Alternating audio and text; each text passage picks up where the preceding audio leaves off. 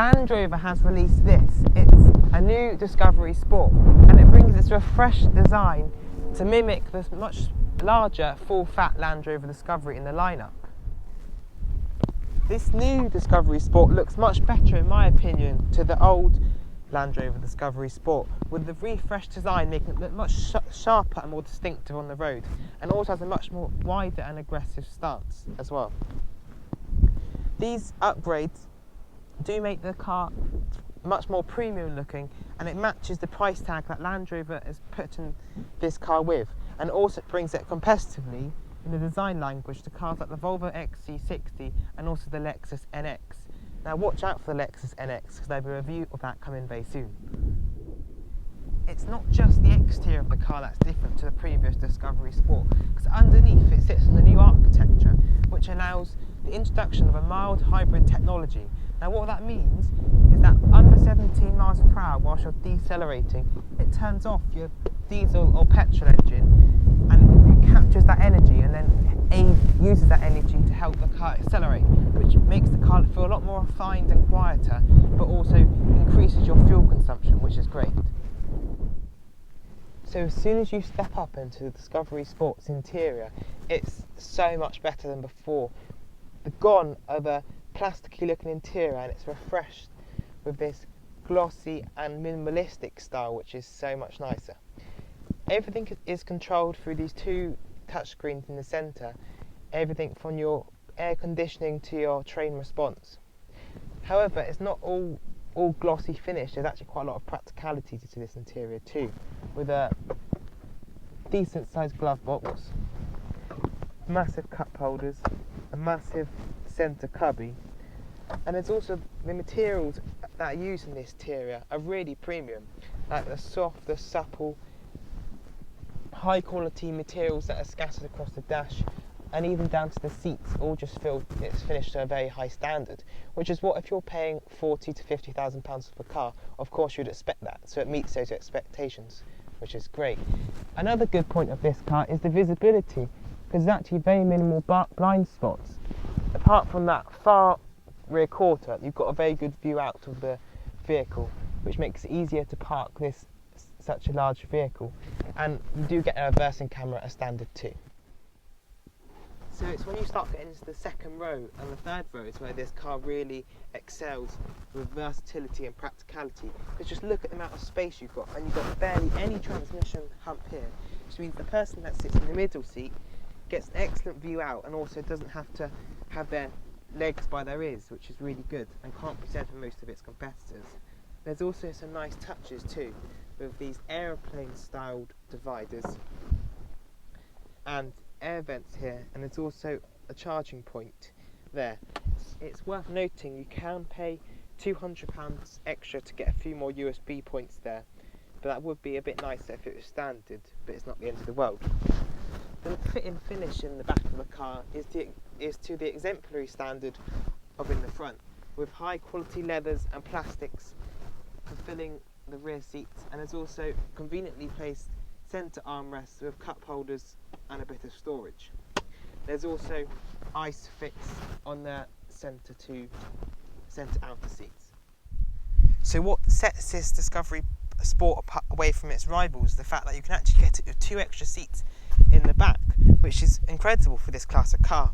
To get in, what you do is you just pull this lever, and then the chair slides forward, and then once you're in place, there's an okay amount of room for children, and there's also a cup holder and a bit of ventilation back there too. But these seats aren't really designed for adults, but that's okay because no other car in this class has it. So that's a really standout feature, which is great when you've got your family round and you need an extra seats. So round to the back of the Discovery Sport, and as you can see, it's got a really nice design. And on this R Dynamic specification, you also get these fake exhausts. Yes, they're fake, but it doesn't really matter because it emphasises the strength and width of the vehicle. But once you're inside the tailgate, which is automatic, with all 3 rows of seats up, there's only enough room for a couple of bags of shopping.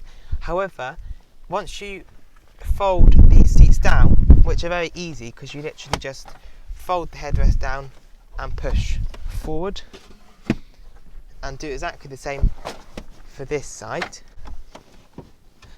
And then, as you can see, with 5-seat mode, the boot is absolutely cavernous and it's completely flat, and there's no load lip, and there's all sorts of things. You've got charging points for hoovers and camping equipment, and you've got straps and things to tie down heavy items too.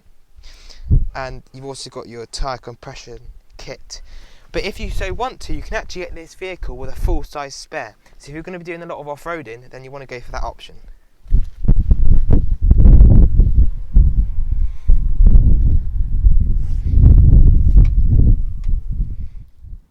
There's petrol and diesel engines on offer in the Discovery Sport, and all but the entry-level D150 front-wheel drive manual come with the mild hybrid technology that I talked about earlier. Now, go for one of the diesels, the D180 or D240, which we have in this case, and you'll be so impressed of how refined the units are around town and pulling away from a standstill, where you'd usually hear diesel pantering away under the bonnet. In this car, it's so seamless. You would never think it's diesel unless you were told. It's that impressive. So only go for the petrol if you're only doing a very low annual mileage and you don't want to get a clogged diesel particulate filter. But the diesels are great in this car. They're so refined and powerful and responsive, and also surprisingly economical too, getting almost 40 miles per gallon. There are a number of specifications to choose from when building or ordering your Discovery Sport. You've got two basic variants. You've got the standard Discovery Sport and you've got an R Dynamic. We have the R Dynamic here, and as you can see, it comes with some sporty additions with slightly lower front and rear bumpers, and also some extra black bits of trim. It just gives it a more sporty, more of a premium look to the vehicle. You also get some R Dynamic badging and also some fake exhaust pipes at the back, which do look really good.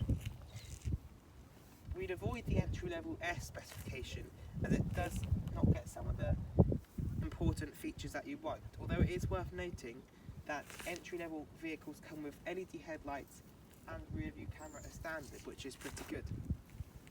We'd recommend the SE, which is this car, because it comes with larger 19-inch alloys, navigation, it's got heated seats and they're electrically adjustable, and it's just all the car you'd ever need really. Well then, what's my verdict on this updated Land Rover Discovery Sport?